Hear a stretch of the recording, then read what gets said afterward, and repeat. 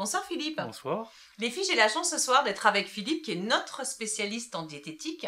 Philippe, nous avons Cynthia. Cynthia, elle a 19 ans. Et Cynthia, elle veut faire un régime. Donc qu'est-ce qu'elle doit faire pour... Parce que ça la met pas très à l'aise de voir un médecin. Elle a peut-être pas envie de parler de ses problèmes, mais il y a des conditions quand même avant de suivre une diététique. Qu'est-ce que Cynthia doit faire?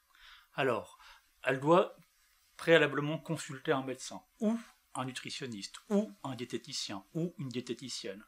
Pourquoi? C'est très important de savoir si elle est en surpoids ou en obésité, pourquoi elle l'est. Il y a un tas de raisons différentes. Oui, trouver la racine de son problème. La racine du problème, ça peut être des raisons hormonales, des raisons comportementales, ça peut être une allergie à un produit. Quand tu parles de comportement, c'est-à-dire des crises de boulimie, des choses comme ça? Des crises de boulimie, tout à fait, crises de boulimie, comportement... Il y a même des gens qui vont manger sans s'en rendre compte. Parce que souvent, les obèses, quand on leur demande qu'est-ce que vous mangez, généralement ils répondent « je mange pas ». Bon, mais c'est vrai? On n'est pas gros par miracle. C'est important ça les filles.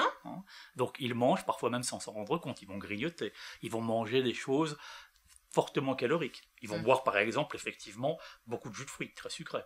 Donc effectivement ils ne mangent pas, mais ils vont peut-être boire 2 litres de jus de fruits sucrés par jour. Voilà.